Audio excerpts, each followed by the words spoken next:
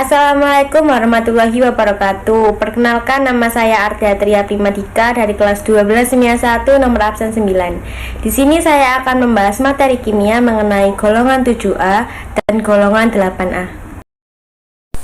Perkenalkan, nama saya Krisdayanti Tias Putri, kelas 12 Kimia 1 nomor absen 11. Assalamualaikum warahmatullahi wabarakatuh. Saya Syakira Jan Alia dari kelas 12 MIA 1 absen 29. Assalamualaikum warahmatullahi wabarakatuh. Nama saya Faska Tesalonika Reneka dari kelas 12 MIA 1 absen 31. Kali ini saya akan membahas golongan 7A. Yang pertama, identifikasi golongan 7A. Unsur-unsur golongan 7A atau biasa disebut halogen merupakan kelompok unsur non-logam yang sangat reaktif. Hal ini berkaitan dengan elektron valensinya yang berjumlah 7, sehingga hanya memerlukan tambahan 1 elektron untuk mencapai konfigurasi stabil seperti gas mulia. Halogen dengan logam membentuk senyawa yang kita sebut garam seperti NaF, NaCl, NaBr, dan NaI. Semua unsur halogen berupa molekul diatomik atau F2, Cl2, Br2, dan I2.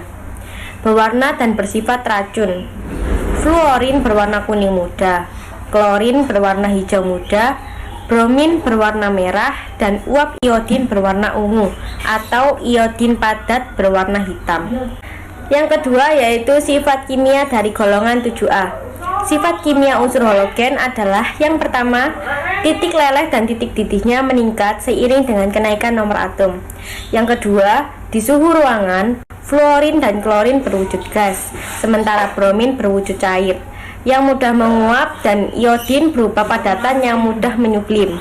Yang ketiga, fluorin memiliki warna kuning muda, klorin berwarna kuning kehijauan, dan bromin berwarna merah kecoklatan. Yang keempat, ketika berupa padatan, iodin berwarna hitam, tapi uapnya berwarna ungu. Dan yang terakhir, semua unsur halogen memiliki bau yang menusuk. Adapun reaksi kimia dari golongan 7A atau halogen. Yang pertama, reaksi halogen dengan air. Semua unsur halogen kecuali fluor berdisproporsi dalam air. Artinya, dalam reaksi halogen dengan air, maka sebagian zat teroksidasi dan sebagian lain tereduksi. Yang kedua, reaksi halogen dengan hidrogen. Halogen bereaksi dengan hidrogen membentuk hidrogen halida. Yang ketiga, ada reaksi halogen dengan halogen. Reaksi halogen dengan halogen menghasilkan senyawa yang dinamakan senyawa antar halogen. Halogen bereaksi secara langsung dengan sejumlah non-logam dan metaloid. Yang keempat, ada reaksi halogen dengan logam. Halogen bereaksi dengan kebanyakan logam. Bromin dan iodin tidak bereaksi dengan emas, platinum, atau beberapa logam mulia lainnya. Yang kelima, ada reaksi halogen dengan hidrokarbon. Halogen umumnya bereaksi dengan hidrokarbon dengan cara menggantikan atom-atom hidrogen. Dan yang terakhir, yang keenam, reaksi halogen dengan non-logam dan metaloid tertentu. Halogen bereaksi secara langsung dengan sejumlah non-logam dan metaloid. Berikutnya adalah sifat fisika dari golongan 7A. Sifat fisika unsur halogen adalah yang pertama, konfigurasi elektron valensi halogen adalah Ns2Np5. Yang kedua, dari F ke At nomor atom, titik didih dan lelehnya semakin tinggi. Yang ketiga, energi ionisasi halogen tinggi. Yang keempat, afinitas elektron yang tinggi. Yang kelima, dari fluorin ke astatin atau kiri ke kanan, energi disosiasi ikatan cenderung semakin kecil. Hal ini berkaitan dengan jari-jari atom yang semakin panjang, sehingga gaya tarik atom terhadap pasangan elektronnya semakin lemah. Dan yang terakhir, yang keenam, akibat adanya pengaruh gaya tolak menolak antara pasangan elektron bebas dari kedua atom pada F, gaya tarik inti terhadap pasangan elektron ikatan menjadi berkurang. Berikutnya memasuki unsur-unsur golongan 7A, yaitu yang pertama ada fluorin atau dengan simbol F. Ciri-cirinya adalah yang pertama, berwarna kuning muda. Yang kedua, berbentuk gas pada suhu gamma. Adapun cara mendapatkannya yaitu dengan fluorida dapat dibuat dengan elektrolisis cairan HF atau hidrogen fluorida yang dicampur dengan lelehan KF pada suhu 80 hingga 100 derajat Celcius. Reaksinya yaitu 2HFl menjadi H2G plus F2G. Klorin atau Cl. Ciri-cirinya berwarna hijau kuning-kuningan, berbentuk gas pada suhu kamar. Cara mendapatkannya, klorin dapat dibuat menggunakan 3 cara, yaitu proses diakon atau oksidasi, HCl dicampur dengan udara, kemudian dialirkan melalui CuCl2 yang bertindak sebagai katalis, dan reaksi terjadi pada suhu kurang lebih 4300 Celcius dan tekanan 20 atm. Cara kedua, elektrolisis larutan NaCl menggunakan diafragma, dan cara ketiga, elektrolisis lelehan NaCl. Lalu, bromin atau Br, ciri-cirinya berupa zat cair yang mudah menguap pada suhu kamar. Yang kedua, zat cair berwarna coklat tua memberikan uap-uap merah coklat yang berbau rangsang. Cara mendapatkannya, bromin dihasilkan dengan mengekstraksi air laut yang mengandung ion Cl- dan Br-, karena dengan adanya ion Cl- maka ketika dialirkan gas Cl2 maka akan terbentuk gas Br2. Bromin yang terjadi dimurnikan dengan penyulingan. Reaksinya Cl2 plus Br- sama dengan Cl- plus Br2. Iodin, ciri-cirinya berupa zat padat yang mudah menyublim pada suhu kamar. Hablir-hablir iodin berbentuk keping-keping berwarna abu-abu tua, tidak mudah larut dalam air tetapi mudah larut dalam kalium alkohol dan eter. Iodin padat berwarna hitam, larutan iodin berwarna coklat, dan uap iodin berwarna ungu. Cara mendapatkannya, iodium dapat dibuat dari elektrolisis larutan galon Na1, dan iodium dapat dibuat menggunakan mereaksikan NaIO3 dengan H2SO3. Asatin atau AT, ciri-cirinya berupa zat padat pada suhu kamar, isotopnya bersifat radioaktif. Cara mendapatkannya, asatin diproduksi dengan secara sintesis dengan membombardir bismut dengan partikel alfa. Asatin ini juga diperoleh secara alami dari peluruan thorium atau uranium. Tesin atau tenesin atau TS, ciri-cirinya unsur tenesin berbahaya karena radioaktifnya. Cara mendapatkannya, tenesin adalah salah satu unsur yang tidak dapat ditemukan kecuali bekerja di laboratorium penelitian nuklir. Itu diciptakan oleh para ilmuwan yang berkelium dengan ion kalsium sehingga mereka dapat mendeteksi elemen baru. Tenesin dapat diproduksi dengan membombardir 249 BK dengan 48 Ca dalam akselerator ion gelap. Golongan 8A. Identifikasi golongan 8A. Unsur-unsur golongan 8A yaitu helium, neon, argon, kripton, xenon, dan radon disebut gas mulia karena semuanya berupa gas yang sangat stabil, sangat sukar bereaksi dengan unsur lain. Tidak ditemukan satupun senyawa alami dari unsur-unsur tersebut. Unsur gas mulia terdapat di alam sebagai gas monoatomik atau atom-atomnya berdiri sendiri. Menurut para ahli, hal itu disebabkan kulit terluarnya yang sudah terisi penuh. Kulit terluar yang terisi penuh menjadikan unsur tidak reaktif. Namun demikian, kripton, xenon, dan radon ternyata dapat dipaksa bereaksi dengan beberapa unsur, sedangkan helium, neon, dan argon sehingga sekarang belum berhasil direaksikan. Sifat kimia dari golongan 8A. Berdasarkan sifat kimia, unsur gas mulia adalah yang pertama. Unsur-unsur gas mulia memiliki konfigurasi elektron yang stabil karena semua elektron pada kulit terluarnya sudah berpasangan atau penuh. Hal ini menyebabkan gas mulia cenderung sulit bereaksi dengan unsur lainnya.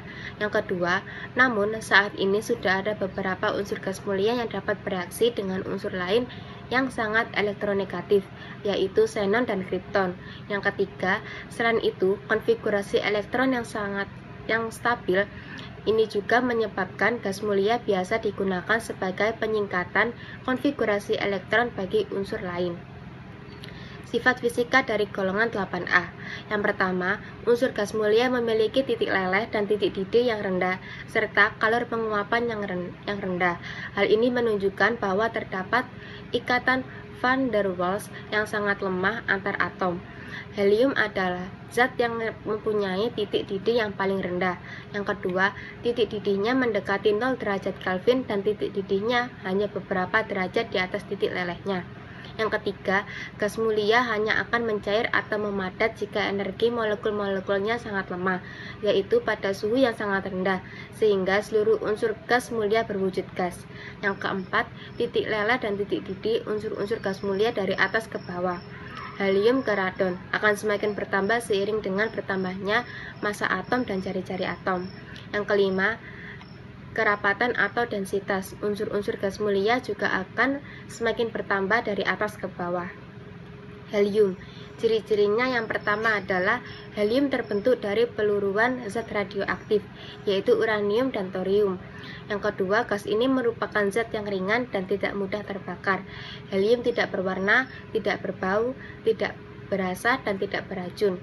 Helium dapat digunakan sebagai zat pendingin karena memiliki titik uap yang sangat rendah.